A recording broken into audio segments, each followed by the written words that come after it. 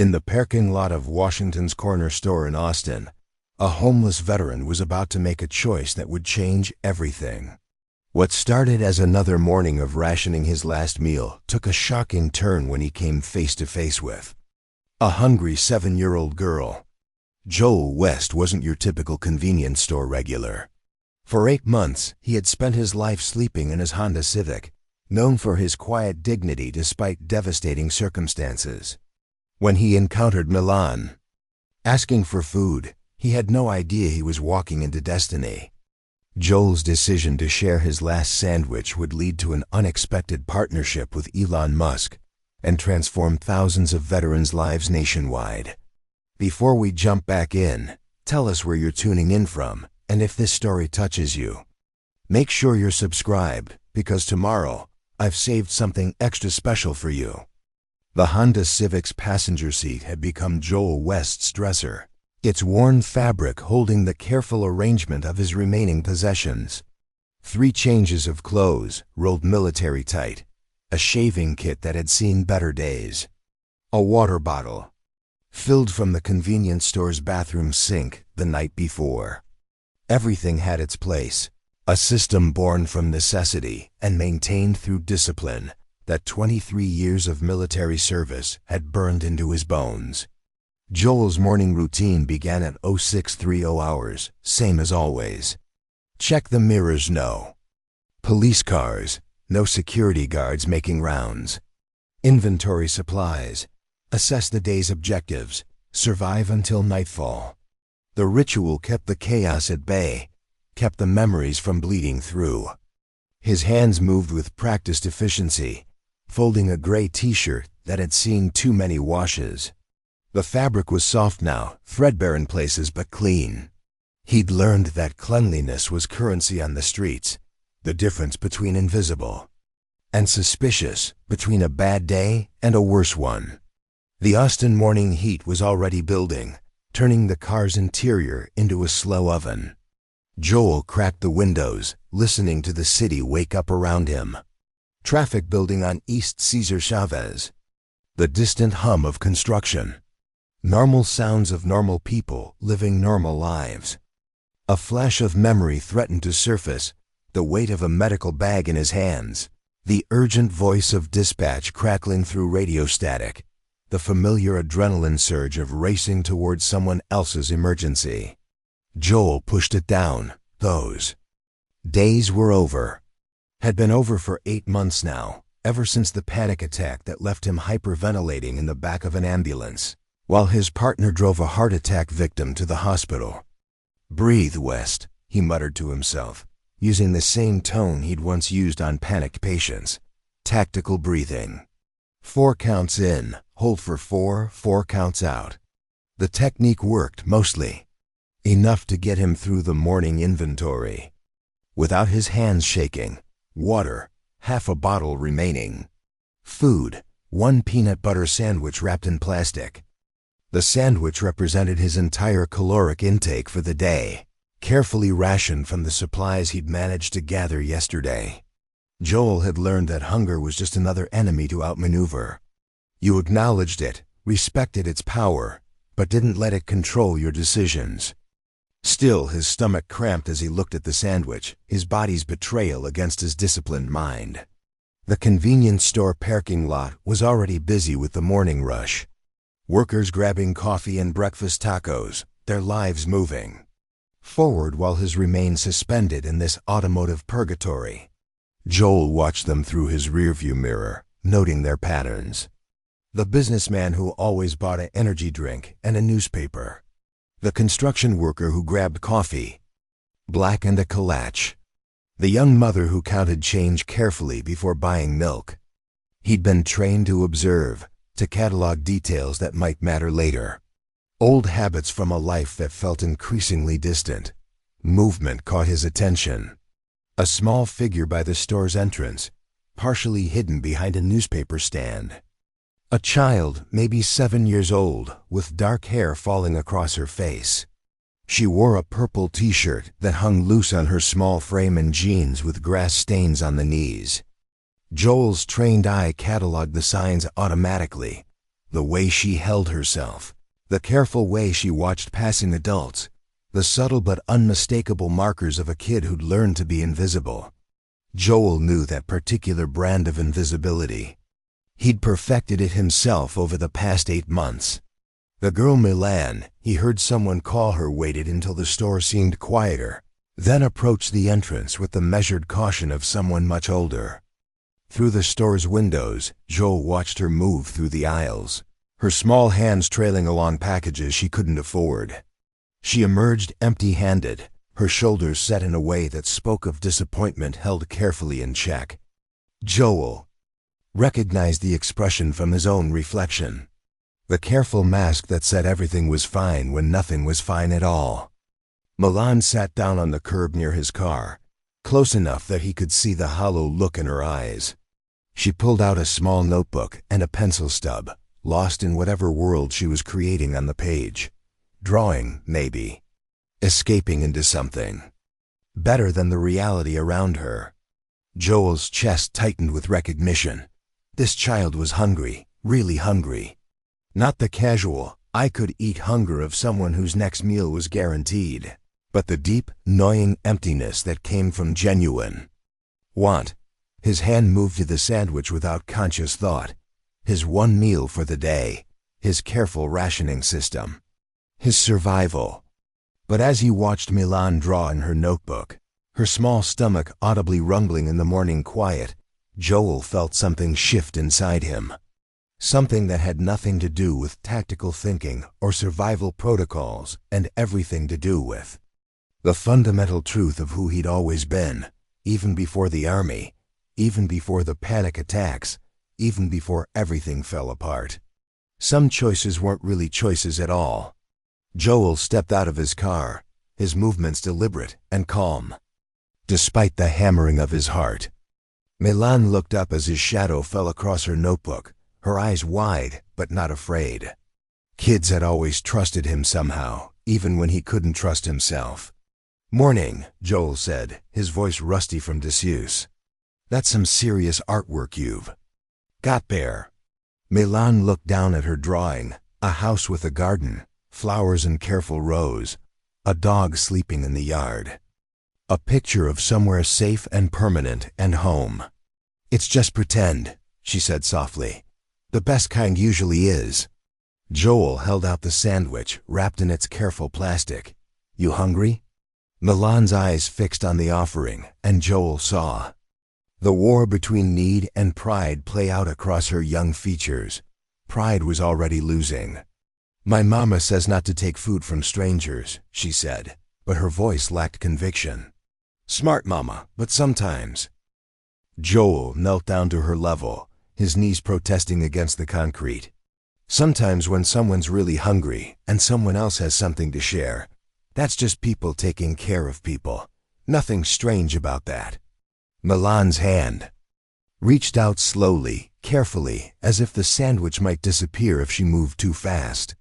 When her fingers closed around it, Joel felt something settle in his chest that had been restless for months. "Thank you," Milan whispered, and the gratitude in her voice was so pure, so complete, that Joel had to look away. "You eat that up," he said, standing and brushing dust from his knees. "Growing girl needs her fuel." He turned back toward his car, toward another day of rationed water and careful invisibility, but Milan's voice stopped him. "Mister, what's your name?" Joel paused at his car door. Joel West." "I'm Milan Pickett." She was already unwrapping the sandwich. With reverent fingers. "Joel's a good name, strong." "So is Milan. Take care of yourself, okay?" Joel settled back into his car, watching Milan eat his sandwich with the careful attention of someone who understood the value of every bite. His stomach cramped again, sharper this time, but the feeling was almost distant now, secondary. He'd made the right choice. The only choice, really. In a world that seemed determined to strip away everything that made him human, this simple act felt like reclaiming something essential.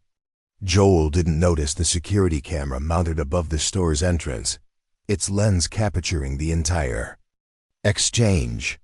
didn't see Mrs. Eleanor Washington watching from behind the counter. Her weathered hands pressed against her heart as she witnessed something she'd seen too rarely in her 73 years. Genuine compassion offered without expectation of return. The footage would be there when someone came looking for it. But for now, it was just a moment between a hungry child and a man who understood that sometimes the last thing you have is the first thing you give away. Joel closed his eyes and began planning how to make a half bottle of water last until evening. Somewhere nearby, Milan Pickett ate peanut butter and bread and drew pictures of houses that felt like home. The morning sun climbed higher, indifferent to both their struggles, but somehow the day felt different. Lighter, despite the absence of food and the presence of an uncertain future. Some acts of kindness echo in ways the giver never sees. Joel had just thrown a stone into still water, and the ripples were already beginning to spread. The morning sun climbed higher, indifferent to both their struggles, but somehow the day felt different. Lighter, despite the absence of food and the presence of an uncertain future. Some acts of kindness echo in ways the giver never sees. Joel had just thrown a stone into still water, and the ripples were already beginning to spread. 15 miles away, in a glass tower that caught the Austin skyline like a prism, Elon Musk stared at a wall of monitors displaying everything except what he wanted to see. Stock prices, production metrics, engineering reports, social media mentions. The digital pulse of an empire built on making the impossible routine. None of it felt real anymore. "Sir," Kevin Park's voice cut through the morning fog in Musk's mind. The young assistant stood in the doorway, tablet in hand, looking like he'd already consumed enough caffeine to power a small city. "The 9 a.m. with the Austin site selection team is ready to start." Musk turned from the windows where he'd been watching the city wake up below.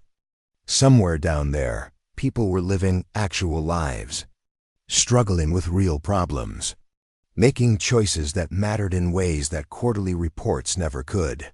Right, the Veterans Center. Musk rubbed his eyes, feeling every one of his 52 years. "Sometimes I wonder if we're just building monuments to good intentions." Kevin, another ribbon to cut, another press release to celebrate our humanity. Kevin shifted uncomfortably. He'd been working for Musk for 8 months now, long enough to recognize these moments when his boss questioned everything, including himself. "The need is real, sir. The statistics on veteran homelessness in Austin." "I know the statistics." Musk's voice carried an edge of frustration, but not with Kevin, with himself. With a world where statistics were necessary to quantify human suffering. "My brother's friend Danny, 3 tours in Afghanistan, came home to nothing. The VA couldn't help him navigate their own system. We couldn't help him either, apparently." The silence stretched between them, heavy with the weight of a life lost to bureaucracy and neglect. Danny Morrison had been found in his car 3 months ago, a .45 caliber solution to problems that should have been solvable. Danny would have liked the site options, Kevin said quietly. He always said veterans needed places that felt like communities, not institutions. Musk nodded, grateful for Kevin's ability to redirect without pushing. "Show me what the team found." The conference room filled with the usual suspects: architects, site planners, security consultants, and community liaisons, each armed with presentations that reduced human need to square footage and zoning requirements. Musk listened with half his attention while the other half wondered when he'd become the kind of person who solved problems by throwing money at them instead of rolling up his sleeves. "The East Austin location offers the best combination of accessibility and affordability," the lead planner was saying. "Existing infrastructure, public transportation access, and integration with established community services." "Show me the neighborhood footage," Musk said. He'd learned that understanding a place meant watching how people actually lived there, not just studying property values and demographic reports. The security consultant pulled up a series of video feeds from the area. Standard surveillance. Footage from businesses and traffic cameras, the digital nervous system that watched modern life unfold. Musk had requested access to understand foot traffic patterns, safety concerns, and community dynamics. Most of the footage was routine people, going about their daily business, cars navigating streets, the unremarkable rhythm of urban existence. But then a feed from Washington's corner store appeared on the screen, timestamped from earlier that morning. This location shows good community engagement, the consultant was explaining. Family-friendly, local business ownership, regular. Foot traffic patterns that suggest. Musk held up a hand, his attention suddenly laser-focused on the monitor. A man had emerged from an old Honda Civic parked behind the store. His movements were precise, almost military in their efficiency. He approached a child sitting alone on the curb. "Can you enhance this?" Musk leaned forward, something in the scene pulling at his attention. The image sharpened, revealing details that made Musk's chest tighten. The man was clearly homeless. That much was obvious from his circumstances and the way he lived out of his car. But his posture, his careful attention to the child, spoke of someone who'd once been responsible for others' lives. The interaction was brief but profound. The man knelt down to the child's level, offered her something food, it looked like, and spoke with her with patient kindness. When the child accepted what appeared to be a sandwich, the man's entire demeanor softened. Musk watched as the man returned to his car, watched the child eat with the careful attention of someone who understood hunger, watched both of them navigate a moment of human connection that transcended their circumstances. "Jesus," Kevin whispered beside him. "Did you see 'Run It Again'?" Musk said quietly. The room fell silent as the footage replayed. This time, Musk noticed details that cut deeper. The way the man had organized his car with military precision. The careful rationing evident in his movement. The fact that what he'd given the child appeared to be his only food. "That's his last meal," Musk said, his voice thick with something he couldn't name. "Look at how he handles it. That's not casual generosity. That's someone giving away his last resource to a child he doesn't even know." The room remained quiet, recognizing they'd witnessed something rare and real. In a world of calculated charity and strategic philanthropy, they'd just seen actual sacrifice. "Can we identify him?" Musk asked the security consultant. "Possibly. If he's in the system VA records, employment history, housing assistance applications, we might be able to trace the vehicle registration." "Do it. Carefully. I don't want him to feel hunted or exploited." Musk stood, his earlier restlessness transformed into focused energy. "Kevin, cancel my other meetings today." "Sir?" "Sometimes the universe puts something in front of you that's more important than quarterly projections and product launches." Musk was already moving toward the door. "Danny's gone. We can't help him anymore. But that man." He gestured toward the monitor where the footage had frozen on the Fauza image of the homeless veteran walking back to his car. "He's still here, still fighting, still choosing to be human when everything around him suggests he shouldn't bother." Kevin scrambled to keep up, his tablet clutched against his chest. "What do you want me to tell the site selection team?" "Tell them we found our location and our first client."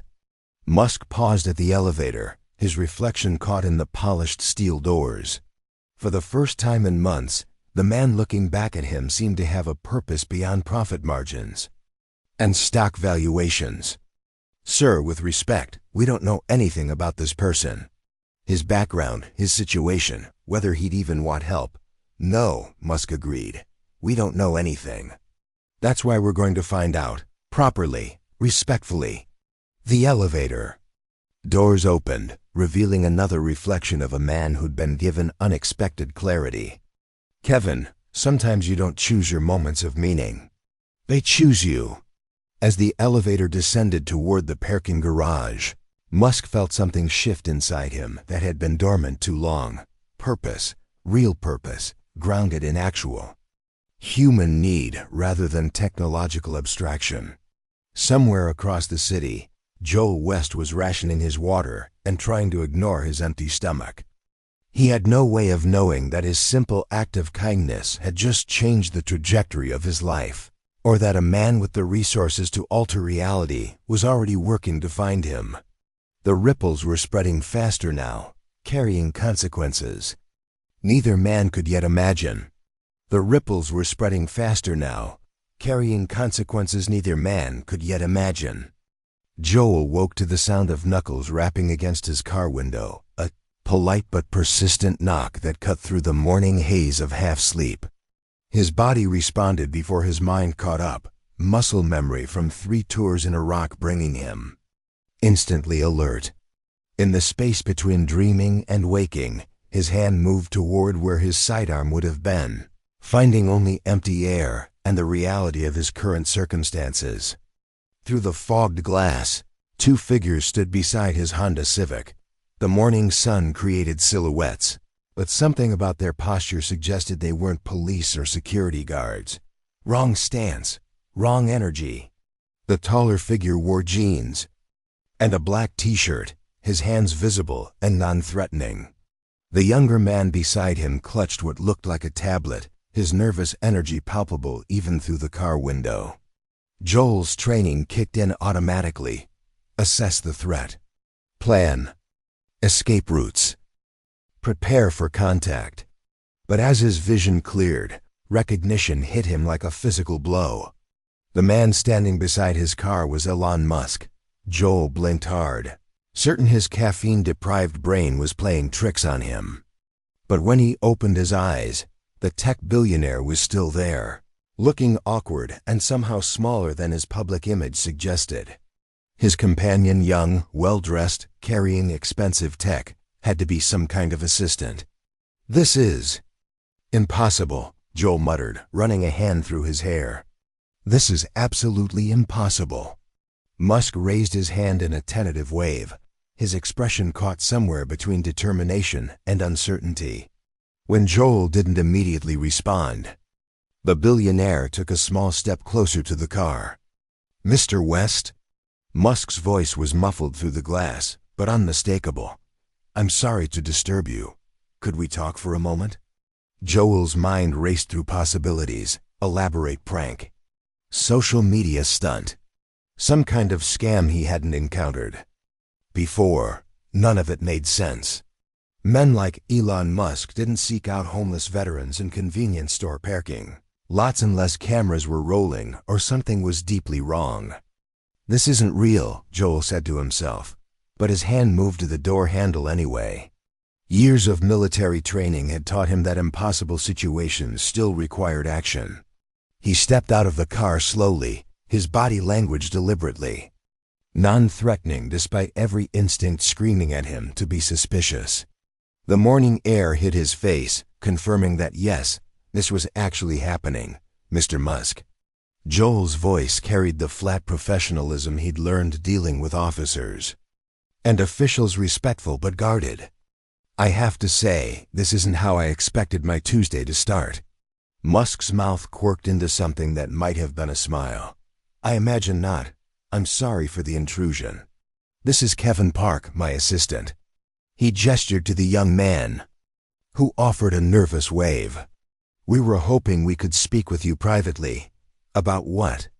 Joel remained by his car door, ready to retreat if necessary. "I'm not sure what a man like you would want with someone like me." "Yesterday morning," Kevin said, then stopped as Musk gave him a sharp look. The assistant stepped back, clearly having been told to let his boss handle this conversation. "Yesterday morning," Musk continued, "you gave your last sandwich to a hungry child outside Washington's corner store. We saw the security footage." The words hit Joel like ice water. Security footage. They'd been watching him, studying him. The paranoia that lived just beneath his surface threatened to surge upward. "So," Joel's voice hardened, "last I checked, giving food to hungry kids wasn't illegal, yet." "It's not illegal," Musk agreed quickly. "It's remarkable. It's the kind of thing that—" He paused, struggling with words that seemed inadequate. "Look, Can we go somewhere more private? Mrs. Washington inside said we could use her back office. Joel's eyes snapped to the convenience store, where he could see Eleanor Washington watching through the window. Her presence was both reassuring and concerning. Reassuring because she was someone he trusted in this surreal situation. Concerning because it meant this wasn't some random encounter. Mrs. Washington's involved in this? Joel asked. She's protective of you, Musk said simply.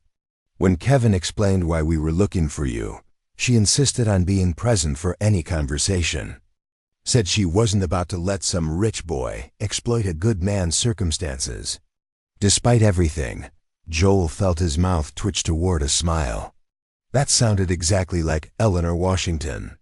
Mr. West, Musk continued, I know this is strange. I know you have every reason to be suspicious. But would you be willing to hear me out?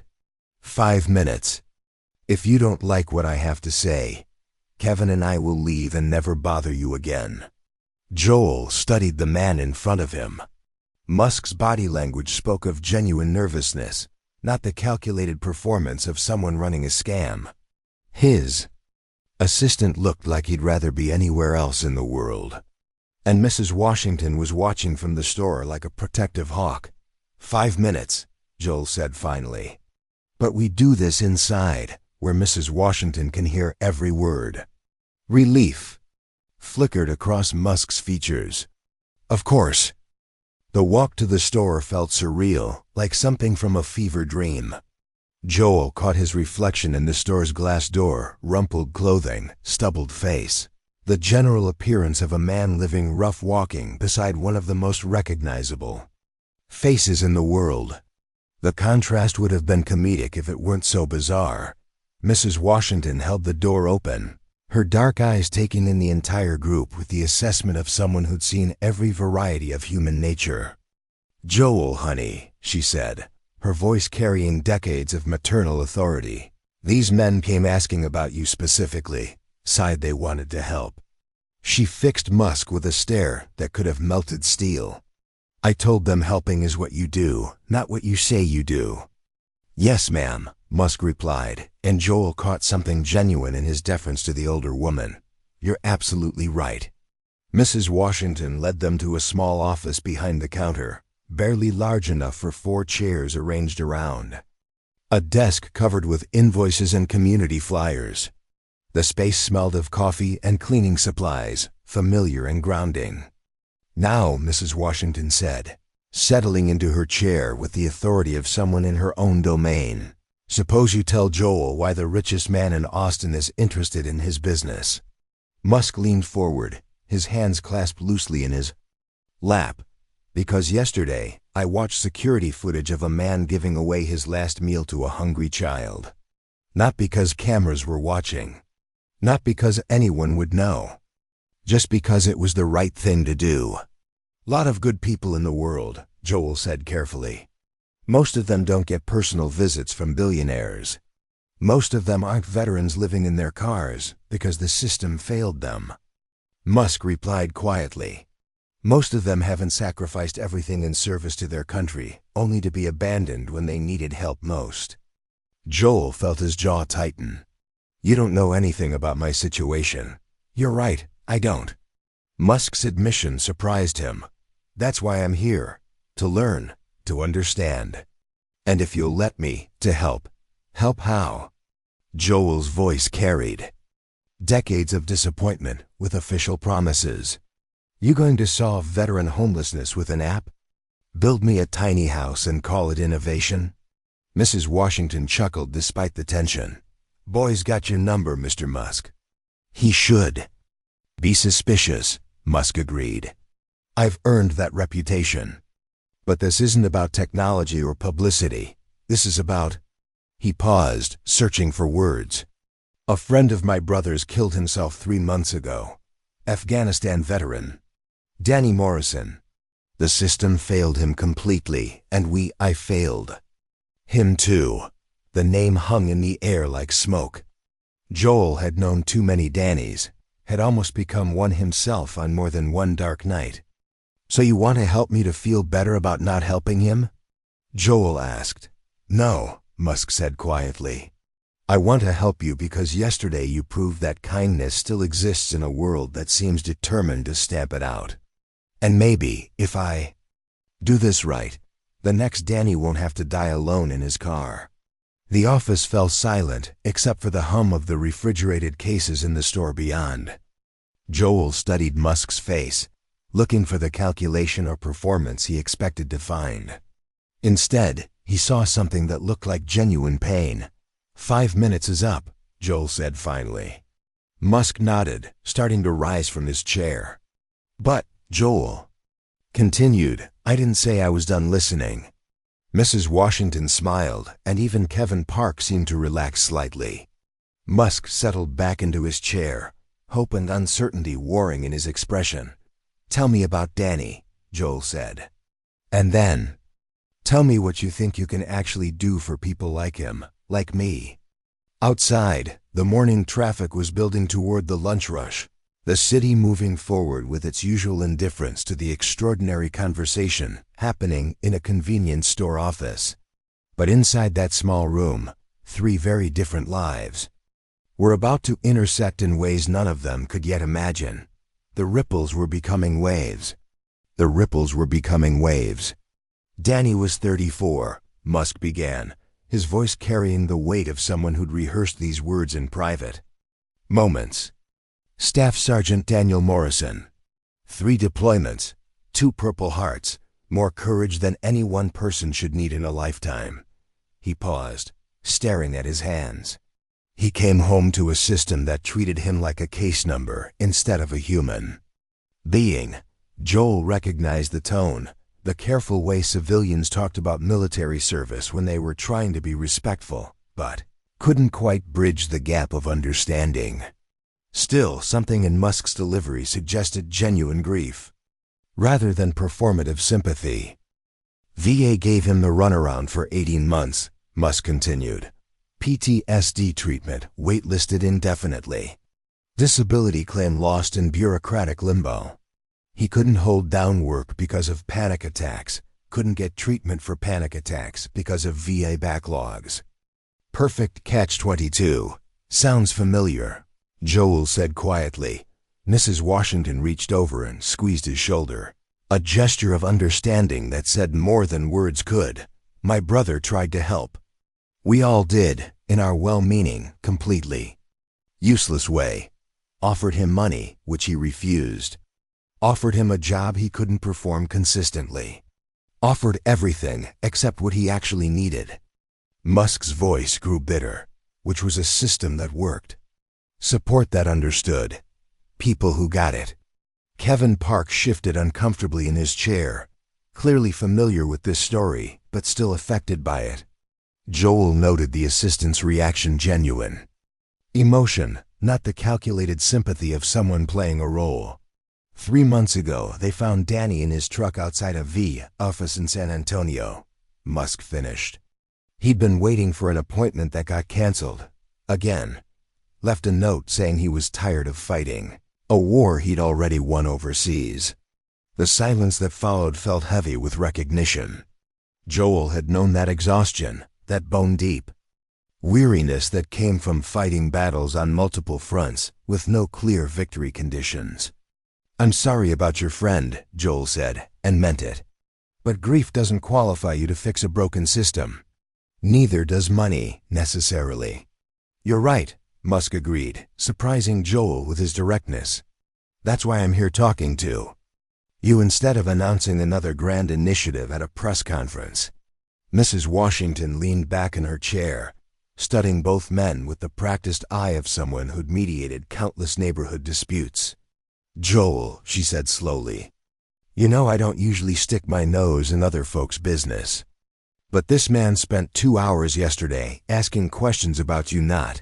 Preparing and narrating this story took us a lot of time, so if you are enjoying it, subscribe to our channel, it means a lot to us. Now back to the story. Your circumstances. Not your story for some article, but you. What kind of person you are. Whether you'd be comfortable talking to strangers. Whether you had people looking out for you. Joel looked between Musk and Mrs. Washington, trying to process this information. "You've been investigating me?"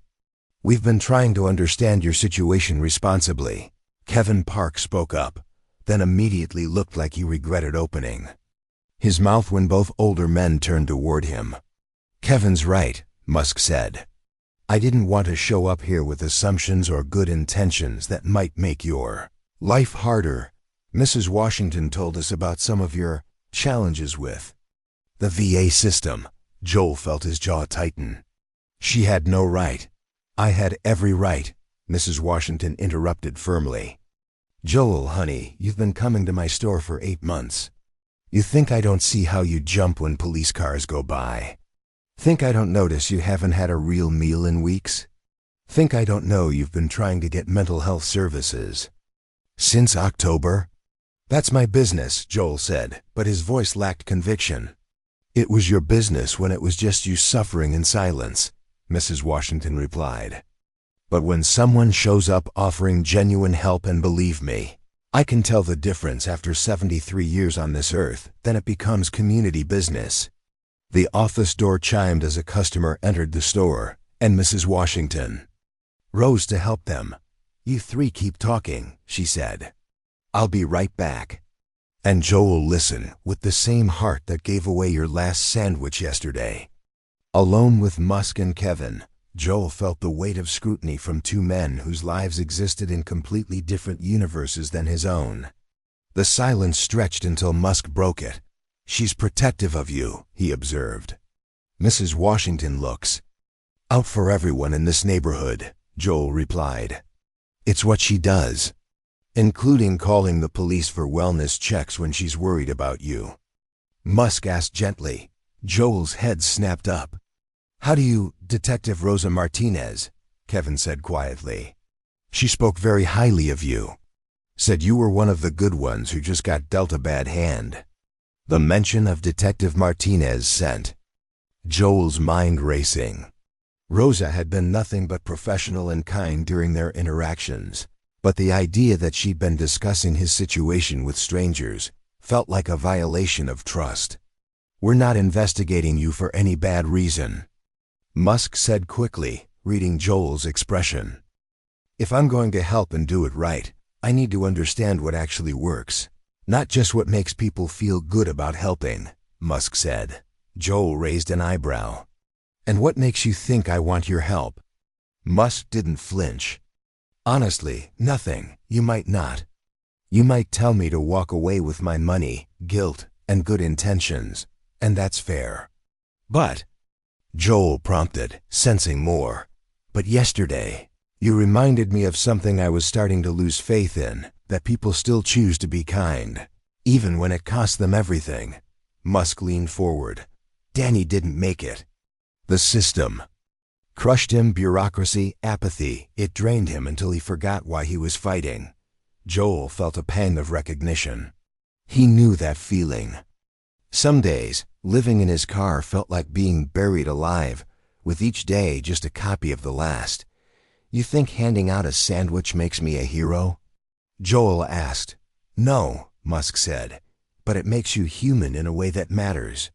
And if we can protect that kind of humanity, maybe we save the next Danny. Maybe we save a lot of them." Mrs. Washington returned, taking her seat like someone confident she'd just sold a winning ticket. "So?" she asked. "Getting anywhere?" Joel looked around the small office, Mrs. Washington's steady presence, Kevin Park's quiet hope, and Musk's complicated mix of sorrow and resolve. None of them had to be here, but they were. "What exactly are you proposing?" he finally asked. Musk's shoulders eased. "Honestly, I don't have a perfect plan. I was going to build a veterans facility in Austin, but after seeing that video, hearing your story, and talking to people who know what's really going on, I realized I had the wrong approach." "How so?" Joel asked. "I was focused on infrastructure buildings, programs, services, but those are top-down solutions." Musk gestured at Joel. "You're the one living this. You know what works, what fails, what actually helps." Joel narrowed his eyes. So now I'm your consultant? The face of your next feel-good project? No, I want you to be a partner, Musk said. If you're willing. If you believe it could lead to real change. The word partner lingered. It meant respect. Shared responsibility. Something Joel hadn't felt since his army days. How would that work? He asked. I don't know yet, Musk admitted. We'd figure it out together. But first, we make sure you've got what you need: housing, healthcare, real support. Not as charity, but as a base for genuine collaboration. Mrs. Washington nodded approvingly. Now that sounds like the start of something worthwhile. Joel studied Musk's expression, bracing for the usual hidden motives or empty promises. But what he saw instead was something unexpected: uncertainty. Musk, the man known for having all the answers, was saying he didn't. I need time to think. Joel said. Of course, Musk replied. How long? 24 hours. And I want to talk to Detective Martinez. Get her perspective. Absolutely. Musk stood and extended his hand. Thank you for hearing me out. Joel shook it, noticing the roughness of a man used to doing things himself. Don't thank me yet, he said. I haven't agreed to anything. After Musk and Kevin left, Mrs. Washington handed Joel a cup of coffee. Well, she asked, what's your gut say? Joel watched through the window as Musk's Tesla pulled out of the parking lot. I think it's either the best thing that's happened to me in years, or it's going to make everything worse. Maybe, Mrs. Washington agreed. But Joel, honey, what you've got right now isn't sustainable. At some point, you've got to take a chance on something better. Joel sipped his coffee and tried to imagine a future where partnership was possible, where his experience mattered, where Danny Morrison's story didn't have to be his own ending. Outside, the Austin traffic flowed past, indifferent to the conversation that might change everything.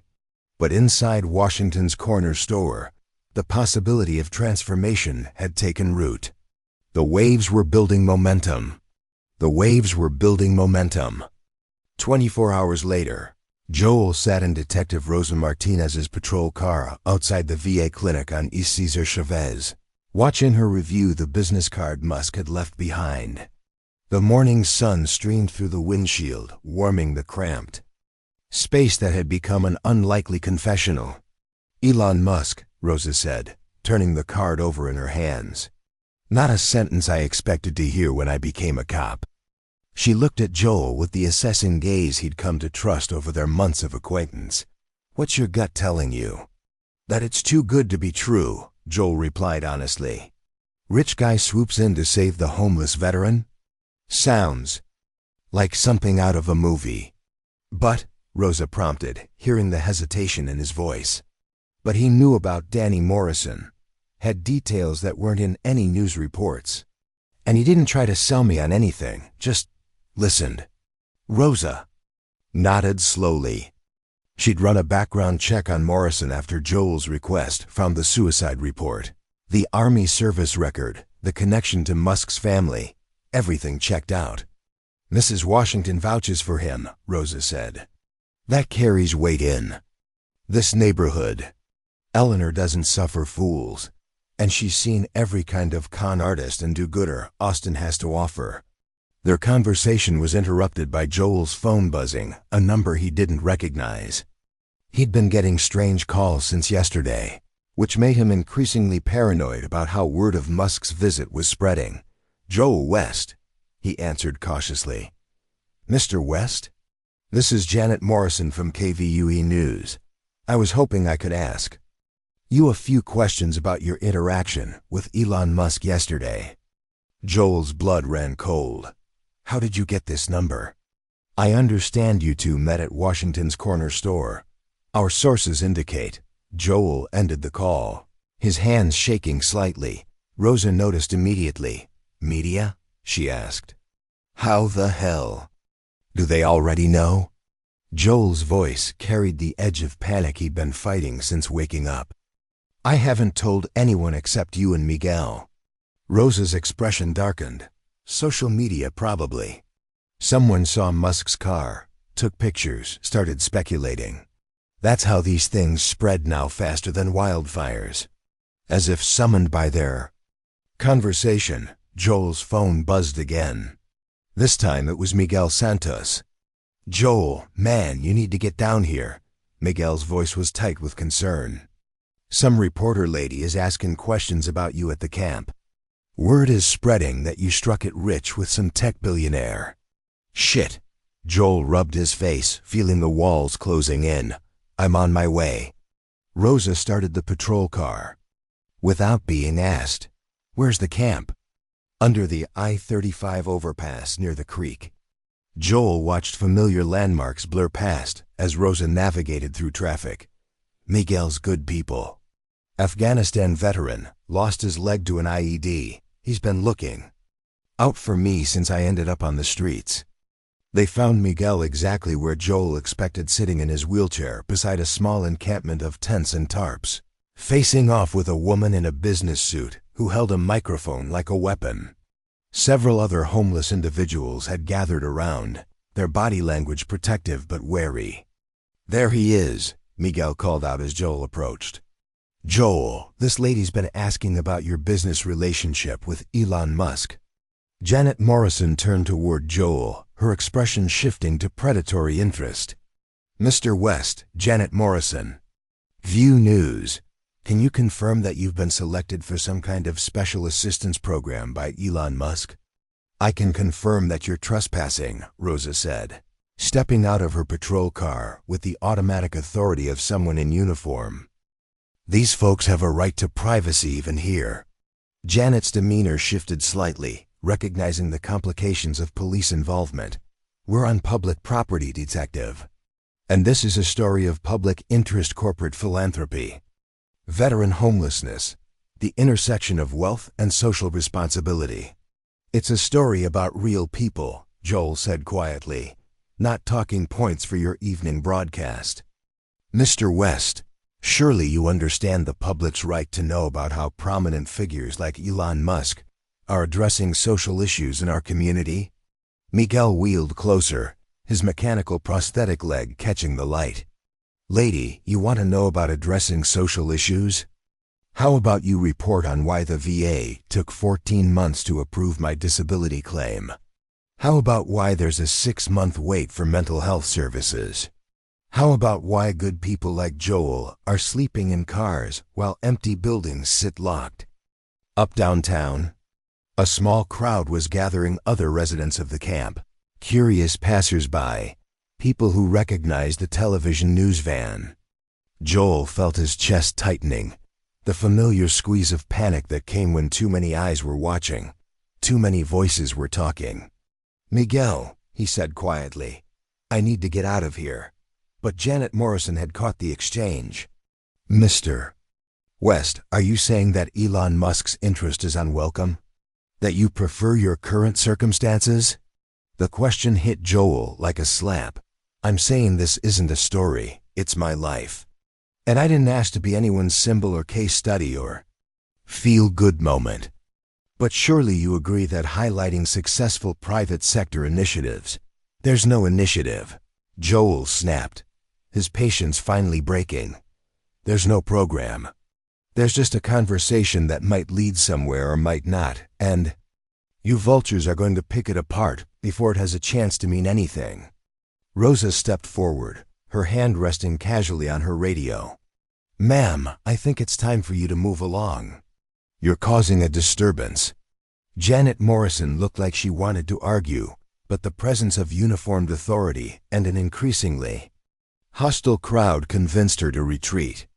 "Mr. West, if you change your mind about speaking publicly about your experience, please call me." She handed him a business card, which Joel let fall to the ground. After the news van pulled away, the camp slowly returned to its normal rhythm. But Joel could feel the change in the air, the way people looked at him now, the whispered conversations, the mixture of hope and resentment that came when one person was singled out for potential salvation.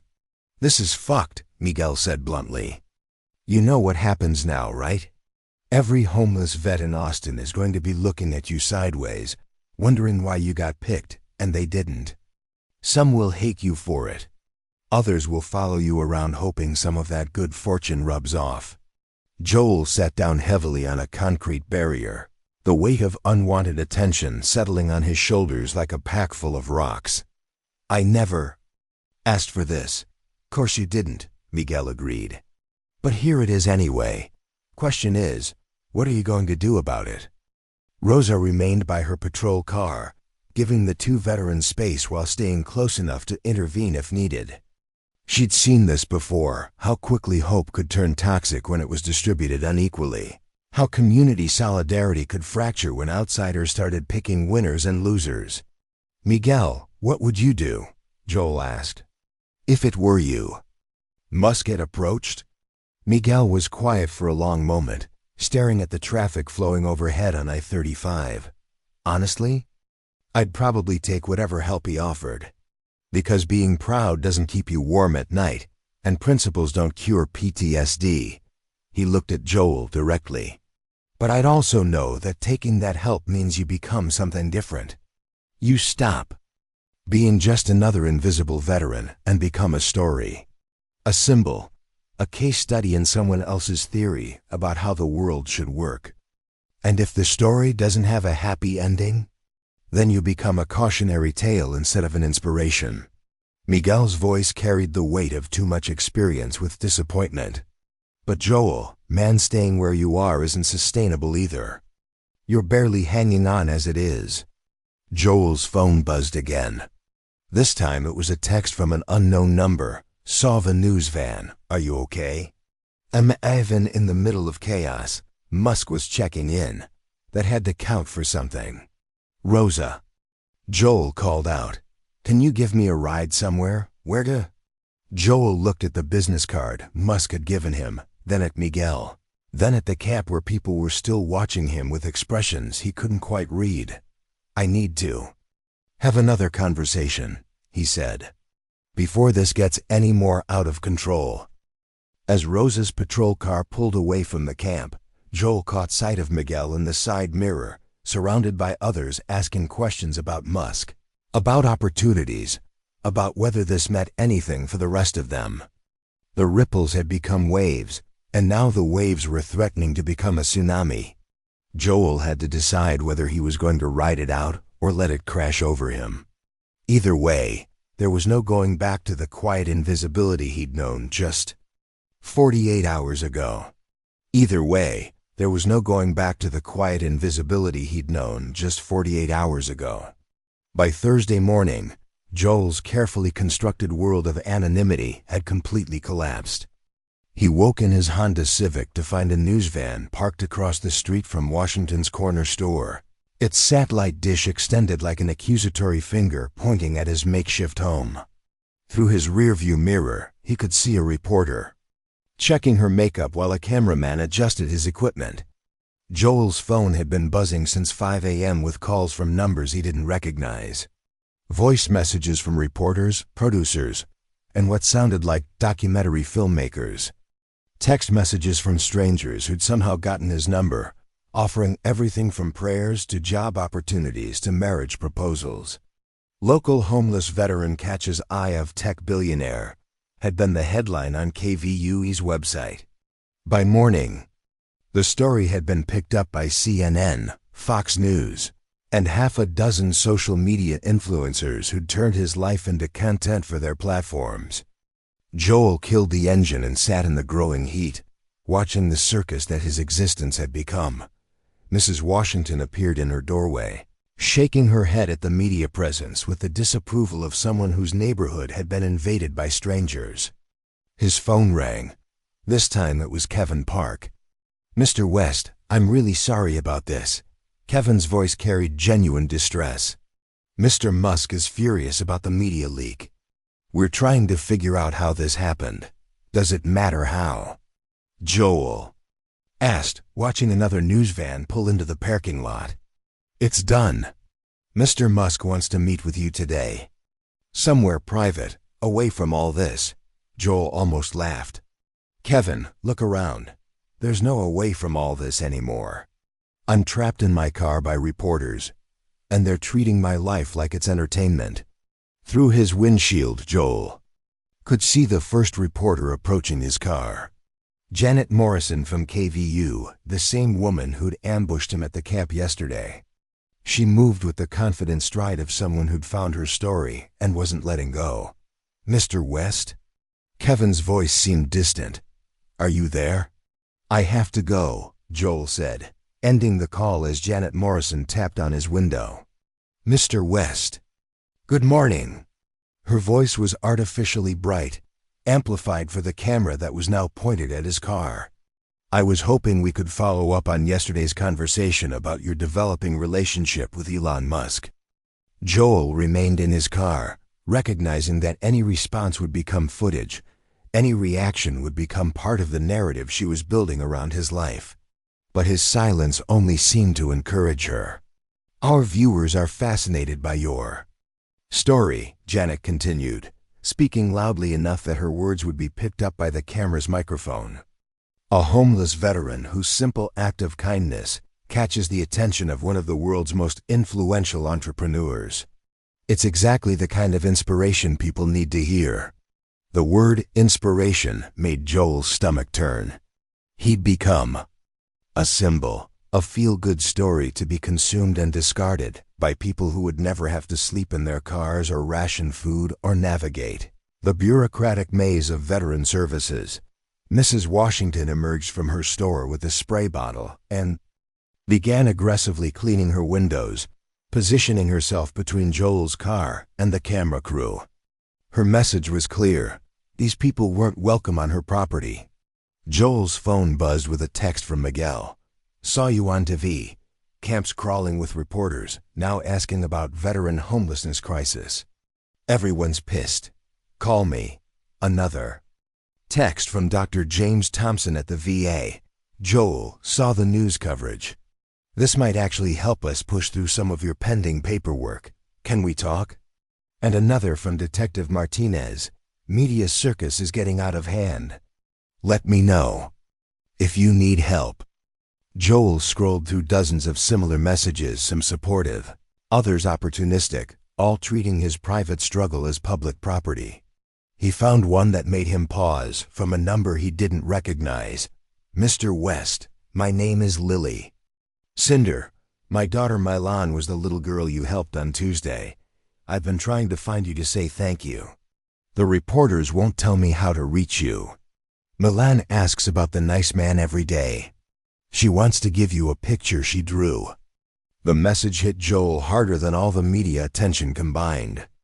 In the chaos of becoming a public figure, he'd almost forgotten the simple human moment that started everything: a hungry child and a decision to share what little he had.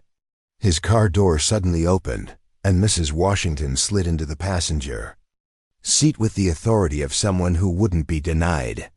"This is ridiculous," she announced, glaring at the reporters through the windshield. "They've been here since dawn, asking me questions about your character and your background like they're casting you in a movie." "Mrs. Washington, you don't have to. Boy, I've been dealing with busybodies and troublemakers since before you were born. These reporters want a story. I'll give them a story." She pulled out her phone and dialed a number with the efficiency of someone who'd made this call before. "Rosa, it's Eleanor. We need you down at the store. These media folks are harassing Joel and disrupting my business." While Mrs. Washington coordinated with Detective Martinez, Joel's phone rang again. This time the caller ID showed Elon Musk. "Joel?" Musk's voice was tight with frustration. "Where are you right now?" "Trapped in my car by your media." "Friends," Joel replied. "They're not my friends. Someone leaked the story. We're investigating how. But right now, I need to get you somewhere safe." Joel watched Janet Morrison interviewing a customer outside the store. Her questions clearly focused on gathering character witnesses for her story, about the deserving veteran and the generous billionaire. "Safe?" Joel laughed bitterly. "Elon, there is no safe anymore. I'm a human interest story now. Every decision I make will be analyzed by people who think they understand my life because they watched a 3-minute news segment. I know, Musk said quietly. I'm sorry. I never wanted this to happen, but it has happened. Joel felt something breaking inside him. The careful emotional control he'd maintained through months of homelessness finally cracking under the pressure of unwanted attention. You know what the worst part is? Yesterday, Miguel told me that taking your help would make me different, would make me a symbol instead of a person. I thought I could handle that. But I didn't realize how fast it would happen, how completely. It would change everything. Through his windshield, Joel could see more reporters arriving, more cameras being set up. Someone had posted his location on social media, and the circus was growing by the hour. There's something else, Joel continued. Milan's mother has been trying to reach me. That little girl I gave the sandwich to? She wants to give me a drawing. But I can't even contact her family now without it becoming part of the media narrative. Musk was quiet for a moment. What do you need? I need this to stop, Joel said. I need to disappear for a while. Figure out what I actually want instead of being pulled in 8 different directions by people who think they know what's best for me. Okay, Musk said immediately. Kevin has a cabin up near Lake Travis. Private property, no media access. You can stay there as long as you need. And then what? Hide forever? Eventually, I have to come back to the real world, and when I do, all this will still be here. Or maybe we use this attention strategically. On your terms, for the things you actually care about. Mrs. Washington ended her call and turned to Joel. Rosa's on her way. She'll escort you out of here. Joel looked at the crowd of reporters, then at Mrs. Washington's determined face, then at his phone where Musk was waiting for an answer. Elon, he said finally, if I take you up on this cabin offer, I want something in return. Anything. I want to meet Milan and her mother, privately, away from all this. The story everyone's telling is about a homeless veteran and a billionaire, but it really started with a hungry child. Before we figure out what comes next, I need to remember why any of this matters. Done, Musk said without hesitation. I'll have Kevin make the arrangements. As Detective Martinez's patrol car pulled into the parking lot, Joel felt the smallest glimmer of hope that maybe, somehow, the narrative could be reclaimed. That the human moments could survive the media storm. But first, he had to escape. The circus that his life had become. The waves had become a tsunami, and Joel was about to find out whether he could learn to surf or if he'd be swept away entirely. The waves had become a tsunami, and Joel was about to find out whether he could learn to surf or if he'd be swept away entirely. 3 days later, Joel sat on the deck of Kevin Park's lakeside cabin, watching the sun set over Lake Travis and listening to the first real silence he'd experienced since his world exploded. The cabin was modest but comfortable, a 1-bedroom retreat that Kevin's family had built for weekend escapes from Austin's intensity. No internet, no television, no connection to the outside world except for a landline that hadn't rung once since Joel arrived. Detective Martinez had orchestrated his escape from the media circus with the efficiency of someone who'd handled witness protection cases. A coordinated exit through the store's back entrance while she coincidentally discovered a traffic violation that required all the reporters to move their vehicles. By the time they realized Joel was gone, he was already 20 miles outside the city. For 72 hours, Joel had done nothing but sleep, eat regular meals courtesy of Kevin's well-stocked kitchen, and try to remember what it felt like to exist without constant hypervigilance. The panic attacks that had plagued him for months had gradually subsided, replaced by something approaching actual rest. But the isolation couldn't last forever. This afternoon, Musk was bringing Milan and her mother to the cabin, the first human contact Joel would have since disappearing from public view. Joel's phone buzzed with a text from Mrs. Washington. Reporters finally gave up yesterday. Stores back to normal. Miguel's been asking about you. You okay, honey? He typed back, getting there. Thank you for everything. Another text from Dr. Thompson. Media attention worked. Your disability claim got expedited review. Approval came through this morning. Back pay should be substantial. Call when you're ready to discuss next steps. Joel stared at the message.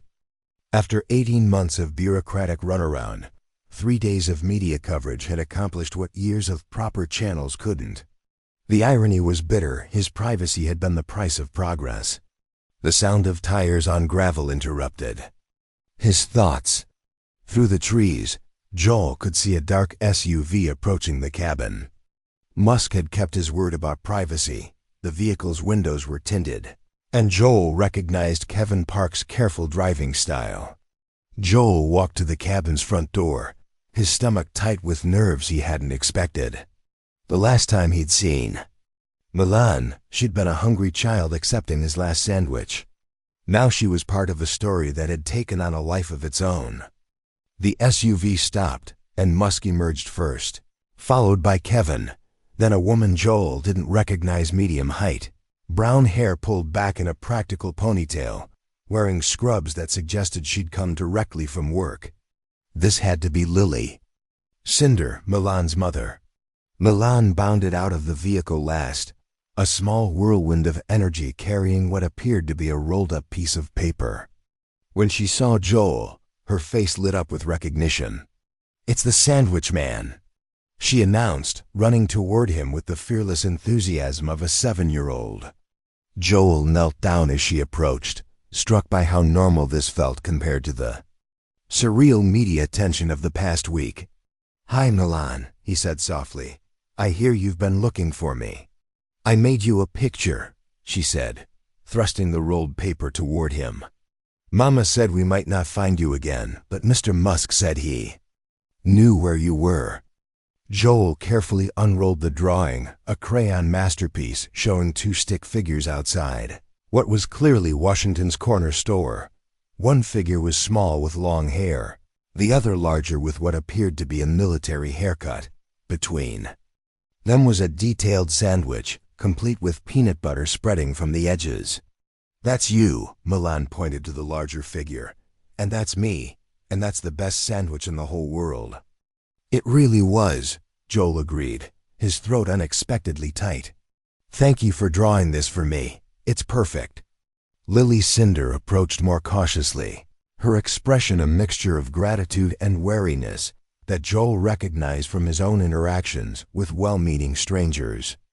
"Mr. West," she said, extending her hand. "I'm Lily. I've been trying to thank you for days." "You don't need to thank me," Joel replied, standing and shaking her hand. "Any decent person would have done the same thing." "No," Lily said firmly. "They wouldn't have, and we both know it." Musk and Kevin had remained by the vehicle, giving the family space for their reunion. Now Musk approached with the careful body language of someone trying not to intrude. "Would you like to come inside?" Joel asked. "Kevin keeps the cabin stocked with everything." They settled in the cabin's main room, Joel and Milan on the couch, Lily in an armchair, Musk perched awkwardly on a kitchen stool while Kevin busied himself making coffee. It felt surreal, this gathering of people whose lives had intersected by accident and design. "I need to ask you something," Joel said to Lily. "How much do you know about what's been happening this week?" "The reporters found me Tuesday night," Lily replied. "Started asking questions about Milan, about that morning, about whether I knew you were homeless." Her voice carried an edge of anger. "They wanted to know if I felt guilty for not helping you myself." Joel felt his jaw tighten. "What did you tell them?" "I told them that a good man helped my daughter when she needed it, and that anything beyond that was none of their business." Lily's protective instincts were clearly strong. But they kept coming back, kept asking Milan questions about the nice man until I had to keep her home from school. "I'm sorry," Joel said immediately. "I never wanted any of this attention. I certainly never wanted it to affect your family." "That's not why I'm telling you," Lily said. I'm telling you because you need to know that what you did mattered. Not the story people are telling about it, not the media circus, not whatever Mr. Musk is planning, the actual thing you did. You saw a hungry child and fed her, period. Milan had been listening to the adult conversation with the intense, focused children bring to discussions they don't fully understand, but sense are important. Mama cried that night, Milan said suddenly. After I told her about the sandwich man. She said good people still existed. The simple statement hit the room like a physical force. Lily's cheeks reddened slightly, but she didn't deny her daughter's words. I'd been telling myself that people only look out for themselves, Lily admitted. That kindness was something you couldn't afford when you're barely making it yourself. Milan's been asking for months why people don't help each other, and I didn't have a good answer. And now? Joel asked. Now I tell her about you, Lily said simply. Musk had been listening to this exchange with growing intensity. This is what I was trying to tell you, he said to Joel. This is why the media story misses the point. They want to talk about charity and corporate responsibility and systematic solutions. But it really started with one person choosing to be decent. So what now? Joel asked. I can't stay hidden forever. Eventually I have to go back to the real world. Maybe the real world comes to you, Kevin suggested quietly. Maybe instead of you going back to the chaos, we create something better. Dr. Thompson's text about the approved disability claim meant Joel now had options he hadn't possessed a week ago. Financial security, however modest, the possibility of actual housing, a foundation from which to make choices instead of just surviving them. Mr. Musk, Lily said suddenly, what exactly are you planning for Joel? Musk looked surprised to be addressed directly. I'm not planning anything for him. That's the point. Whatever happens next has to be his decision. But you have ideas. Lily pressed. I have resources, Musk replied carefully. And I have a conviction that what Joel did shouldn't be exceptional. That communities should take care of their own. But how that translates into action, that's for Joel to decide.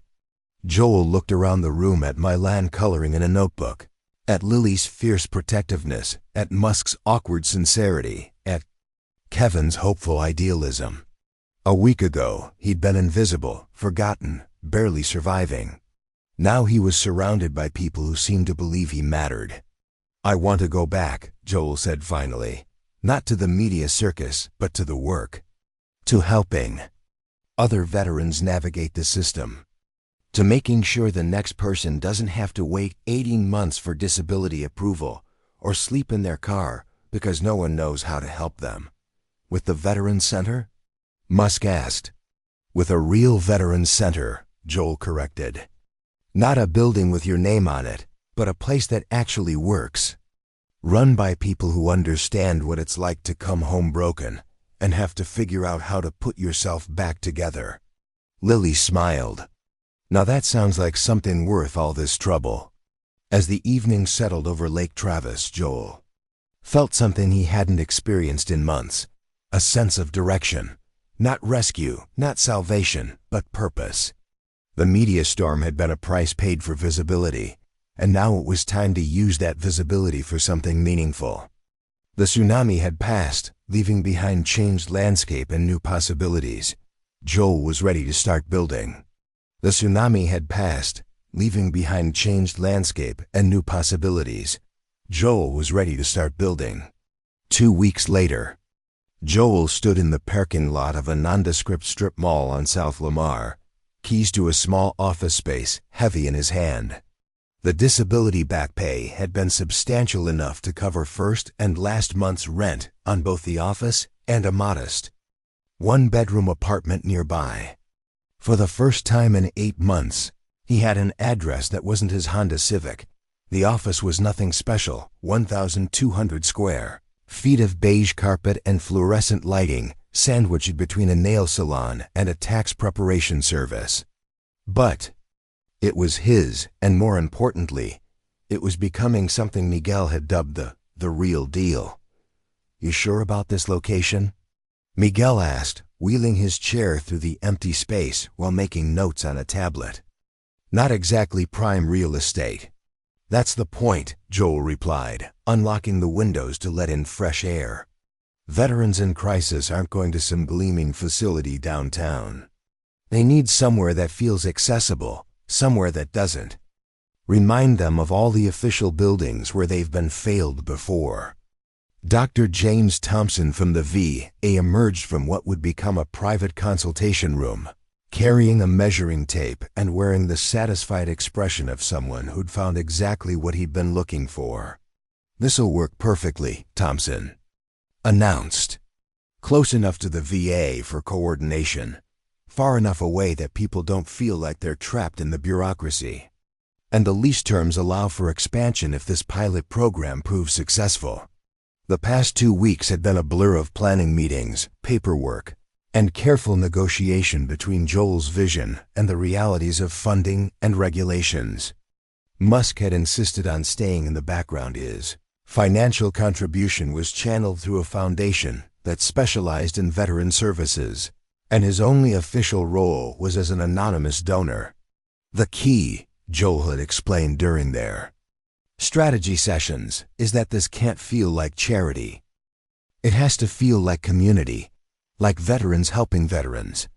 The concept was simple: a combination resource center and peer support network where veterans could navigate services, share experiences, and find practical help without bureaucratic runaround. Joel would serve as director and primary counselor, Miguel would handle intake and case management, and Dr. Thompson would provide clinical oversight and direct liaison with VA services. Mrs. Washington appeared in the doorway carrying a cardboard tray of coffee cups and wearing her usual expression of maternal supervision. "Y'all taking a break or just standing around admiring empty space?" she asked, distributing coffee with the efficiency of someone who'd been managing people for decades. "Admiring potential," Joel corrected, accepting his cup gratefully. Mrs. Washington had insisted on being part of the planning committee, claiming that any veteran service that didn't include community input was doomed to fail. "Potential doesn't help the young man who came by my store yesterday," she replied pointedly.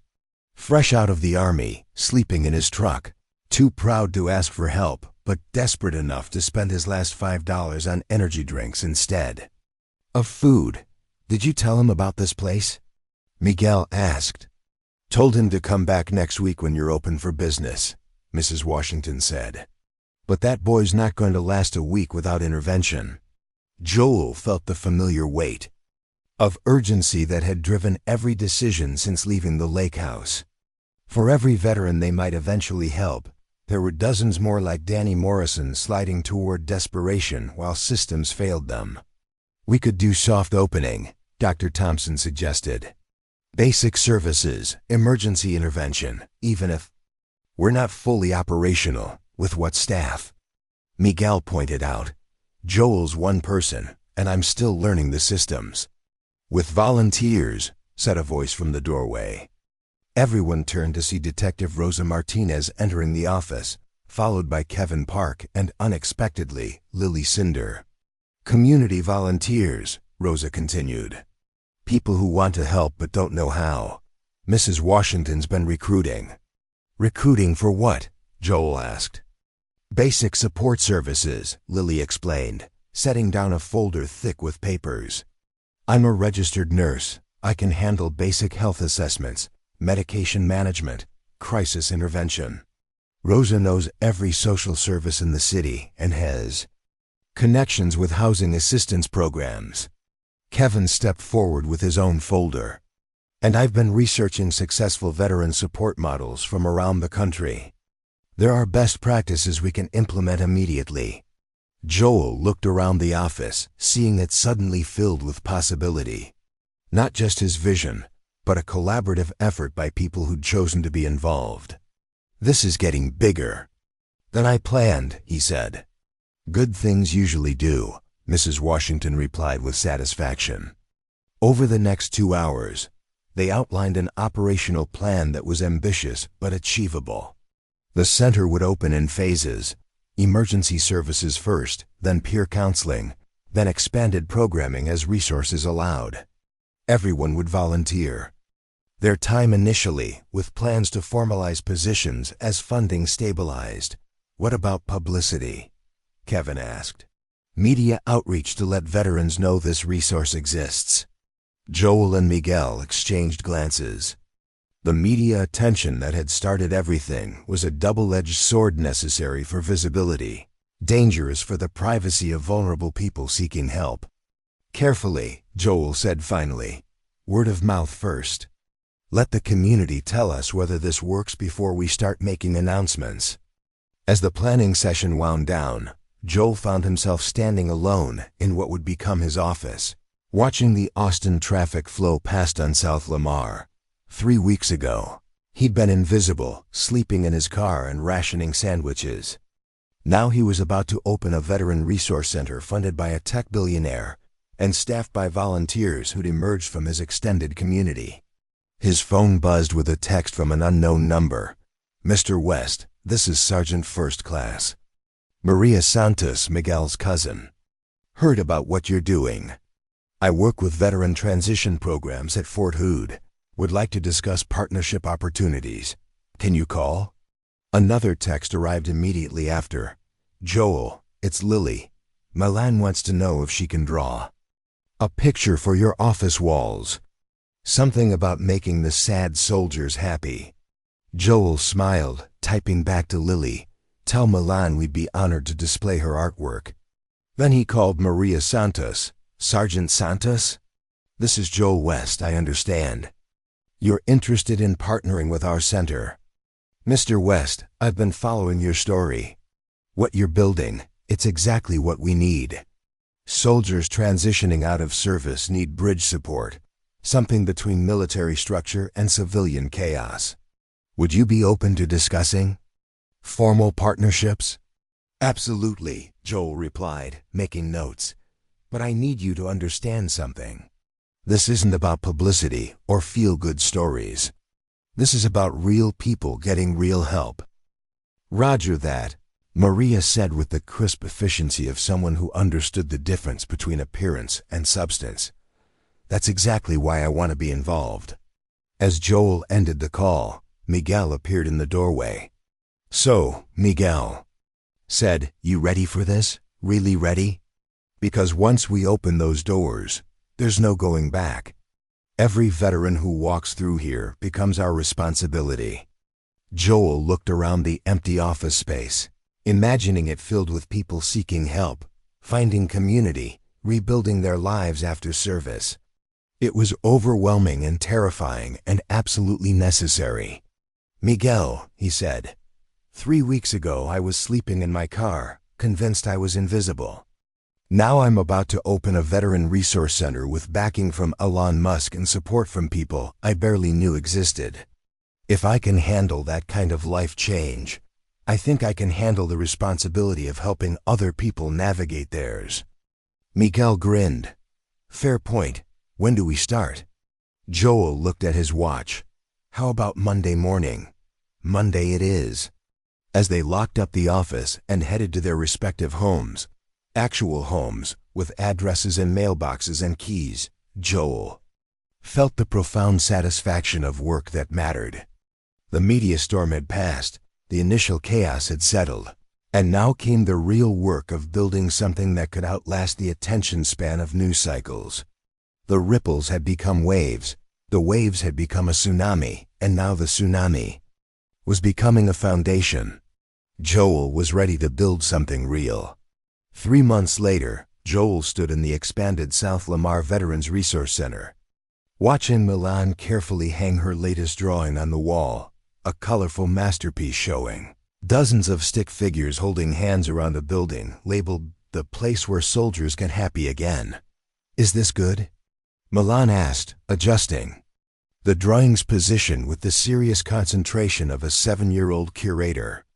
Perfect, Joel replied, meaning it completely. The center had grown beyond anything he'd imagined. What started as 1,200 square feet of beige carpet now sprawled across 3 connected units. 18 veterans volunteered regularly, with Miguel managing operations and Dr. Thompson overseeing clinical services. They'd helped over 300 veterans navigate everything from housing crises to disability claims to simple bureaucratic frustrations. Marcus, the young veteran from their first day, now worked part-time doing intake and peer counseling. Carol had won her disability appeal and volunteered with paperwork navigation. Jim had become their unofficial community liaison, connecting isolated veterans with resources and support networks. Joel, Miguel called from the main desk. Channel 8 is here for the feature story. Joel sighed. After months of deliberately avoiding media attention, they'd finally agreed to one carefully controlled interview focused on the center's work rather than its origin story. Janet Morrison had been persistent but respectful, and her angle was genuinely about veteran services rather than the billionaire angle that had dominated earlier coverage. 5 minutes, Joel told Milan. Then I have to talk to some people about the work we do here. Are you famous? Milan asked with genuine curiosity. No, Joel said firmly. I'm just someone who helps other people who served our country. Mrs. Washington appeared with coffee and her usual air of maternal supervision. That reporter lady seems decent this time, she announced. Asked real questions about what y'all actually do instead of wanting to know about your sob story.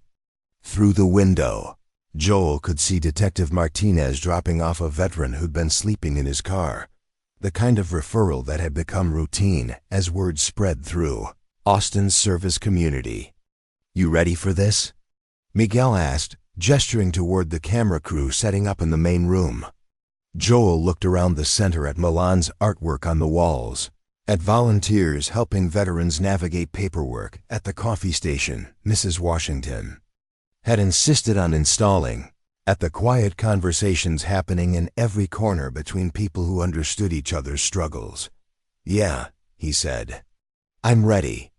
The interview was straightforward, focused on practical services and measurable outcomes rather than inspiration or symbolism. Joel talked about wait times reduced from months to days, about veterans finding housing and healthcare and community, about the simple premise that people who'd served their country deserved better than bureaucratic runaround when they needed help. What's next for the center? Janet Morrison asked as they wrapped up. Expansion, Joel replied. We're opening a second location near Fort Hood, partnering with Sergeant Santos to serve transitioning soldiers. And we're developing a model that other cities can replicate. After the crew left, Joel found himself alone in his office with a familiar visitor, Elon Musk, who'd maintained his quiet support while staying completely out of the spotlight. How does it feel? Musk asked, looking through the window at the bustling center. Like work that matters, Joel said simply. Like something that would have helped Danny Morrison. It would have, Musk agreed. It's helping a lot of Danny's. As evening settled over Austin, Joel locked up the center and walked to his apartment, passing Washington's corner store where it all began. The sandwich he'd given Milan had rippled outward into something none of them could have imagined. Not rescue or charity, but community. People taking care of people. Veterans helping veterans. A system that actually worked because it was built by people who understood what was needed. His phone buzzed with a text from Maria Santos. Fort Hood Partnership approved. Ready to change. Some lives? Joel typed back. Always. The waves had become a foundation, and the foundation was becoming something permanent, something real. Something that would outlast the news cycles and the attention spans and the good intentions of people who meant well but didn't understand. Joel West had found his mission. And his mission was working. 1 year later, Joel stood on the stage of the Austin Convention Center, looking out at an audience of 300 veterans, social workers, and community leaders gathered for the first Texas Veterans Resource Summit. The irony wasn't lost on him. 12 months ago, he'd been sleeping in his car and avoiding any kind of public attention. Now he was delivering the keynote address at a conference his center had organized. When I gave my last sandwich to a hungry child outside Washington's corner store, Joel began, his voice carrying across the silent auditorium, I never imagined it would lead to this moment. But that's the thing about genuine community, it grows organically. One person helping another, until suddenly you realize you've built something bigger than any individual contribution. In the front row, Miguel sat next to Mrs. Washington, both wearing the satisfied expressions of people who'd watched something important take root. Detective Martinez was there too, along with Dr. Thompson, Kevin Park, and even Lily and Milan, who'd insisted on attending to see Joel's big speech. The South Lamar model has now been replicated in 12 cities across Texas, Joel continued. Not because we franchised it or marketed it, but because veterans in those communities saw what we were doing and adapted it to their own needs. Veterans helping veterans, community supporting community. The numbers were impressive. Over 2,000 veterans served, average wait times for services reduced from months to days. Housing placement success rate above 80%. But Joel had learned that statistics only told part of the story. Marcus Chun, who came to us as a homeless 21-year-old veteran, now manages our largest satellite location in San Antonio. Carol Williams, who fought the VA bureaucracy alone for 8 months, now helps other veterans navigate disability claims with a 93% success rate. Jim Patterson, who just needed someone to talk to, now facilitates our peer support groups and has personally helped over 50 veterans transition to civilian life. In the audience, Joel could see faces he recognized: veterans who'd come through the center, volunteers who'd joined the mission, community members who'd found ways to contribute. The center had become what he'd always envisioned, not charity, but community, not rescue, but partnership. But I want to tell you about one person who couldn't be here today, Joel said, his voice growing quieter. Staff Sergeant Daniel Morrison. Danny died by suicide 3 months before our center opened, after fighting a system that failed him completely.